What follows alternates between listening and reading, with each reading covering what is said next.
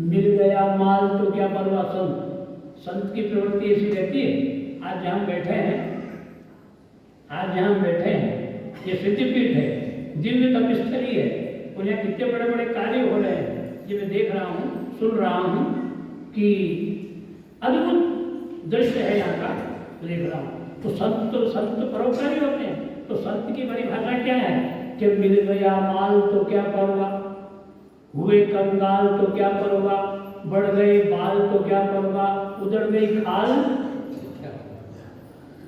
ये संत की प्रवृत्ति होती है। संत तो ऐसे होते हैं। कोई नारद जी उस कन्या के भाग्य से और अमर होना चाहते हैं। तो नारद जी ने क्या करा कि जप तप कछ न होए यही काला, तो हे विधि मिले कवन विधि बाला।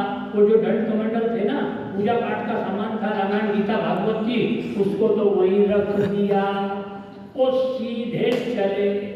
कहाँ चले? बैकुंठ जा रहे थे।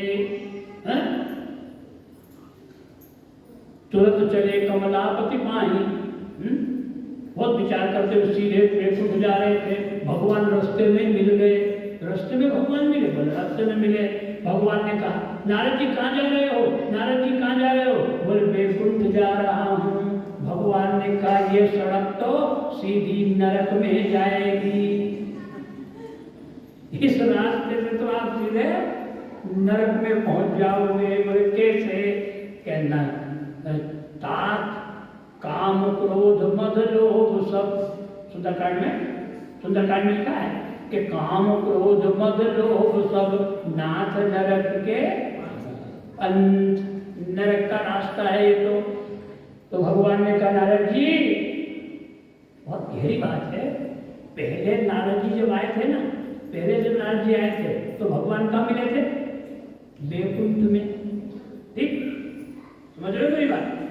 पहले जब नारद जी आए थे तो भगवान ने बैकुंठ में, और जब दूसरी बार नारद जी आ रहे हैं तो भगवान मिले रास्ते में।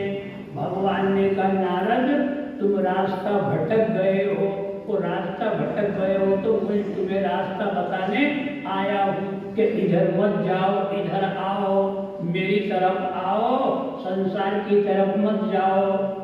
नारद जी ने कहा हो प्रभु, मेरा भला होने वाला है, तो मेरा भला होने वाला है ना, इसलिए आप जल्दी जल्दी मुझे मिल गए हो, तो मैं बहुत जरूरी काम से आया हूँ। बोले जरूरी काम क्या है? कि जरूरी काम ये है कि मैं विवाह करना चाहता हूँ।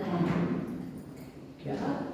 बोले हाँ, वो लड़की मैंने देख ली है, बहुत सुंदर है, आप भी देखोगे तो चक्कर खा जाओगे, ऐसी लड़की है महाराज। लड़की मैंने देखी है, लड़की देख लिए, विचार मैंने कर लिया है, लेकिन थोड़ी समस्या है। बोले क्या समस्या है? कि जो शक्ल है ना मेरी, ये बाबा की शक्ल है ना, ये थोड़ी ठीक जचती नहीं है। एक काम करो, आप मुझे बाबू बना दो। बाबा से बाबू बनाओ। तो बाबू कैसे बनाते? तो एक काम करो, तो कथा बड़ी अटपटी है, मधुर कथा है, और रूप दे दोगे तो मैं ब्याह कर लूँ। भगवान ने कहा ये कैसे? शादी आपकी, विवाह आपका, और रूप मेरा, तो ये शादी तो फर्जी होगी। और कल से कहीं उस लड़की ने कोर्ट में मुझे खड़ा कर दिया तो फिर फजीयत मेरी होगी। अरे महाराज जी कैसे हो सकता है? तो नहीं, आप ही मेरा भला कर सकते हो। जय विधि होए नाथ हित मोरा, ओ करो सुबे विलास में तोरा। जिसमें मेरा हित हो वो मेरा कर दो। भगवान ने कहा मैं हित तो करता ही नहीं हूँ। बोले फिर क्या करते हो? कि मैं तो परम हित करता हूँ। बोले कैसे करते हो? कि यही विधि होई है परम हित, यही विधि होई है परम हित। नारद सुनहु तुम्हार, जिसमें तुम्हारा परम हित होगा मैं वो करूँगा। सुंदर बनने तो गए थे सुंदर, और बना दिए काले मुंह के बंदर। सुंदर बनाया तो पूरी जिंदगी सुंदर बना रहेगा, और थोड़ी देर के लिए अगर सुंदर बना देता तो सारी जिंदगी बंदर बना रहता। चाहे कलेक्टर हो, घर में चले, तुम्हारी संख्या ज्यादा, बोल दो। क्यों साहब, मैं तो नहीं कह रहा हूं। चौपाई बड़ी हरी विवश नर सकल गोसाई और नाच ही नर मर कट की नाई। चिंता सापिन के नहीं खाया और को जग व्याज तुझे व्यापिन माया। शिव चतुरानन देख डराही वो अपर जीव लेके माही। माया के चक्कर में सारा संसार घूम रहा है, लेकिन इसका अर्थ ये नहीं है कि माताएं बहनें ही दोषी हैं। दोषी कोई नहीं है। ये गृहस्थी की जो गाड़ी है, दो पहिए हैं इसमें, है? दो पहिए से गाड़ी चलती है ना, एक स्त्री है पुरुष, दोनों गाड़ी के पहिए हैं। अगर संतुलन से चले, एक ने कही दूसरे ने मानी, कहे कबीर दोनों ज्ञानी। एक ने कही दूसरे ने तानी, कहे कबीर दोनों अज्ञानी, है ना। तो ये गाड़ी के पहिए हैं गृहस्थी में। माताओं बहनों का स्वभाव थोड़ा संजू रहता है।